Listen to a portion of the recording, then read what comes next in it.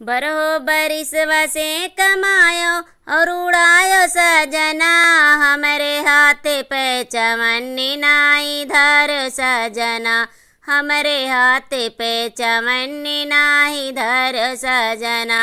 एक एक टिकुलिया एक खपता हम लगाईला, पहिरे के धोतिया नैहर से मंगाईला। एक टिकुलिया एक खपता हम लगाईला, पहिरे के धोतिया नैहर से मंगाईला। लौरी ननदिया सुनावे बोलिया, हमरे हाथ पे चवन्नी नाही धर सजना, हमरे हाथ पे चवन्नी नाई धैल सजना। बरहो बरिस वसे कमायो और उड़ायो सजना, हमरे हाथ पे चवन्नी ना धर सजना।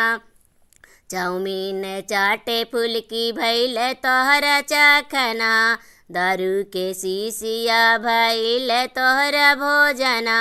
चाउमीन चाटे फुलकी भैल तोहरा चखना, दारू के शीशिया भैल तोहरा भोजना।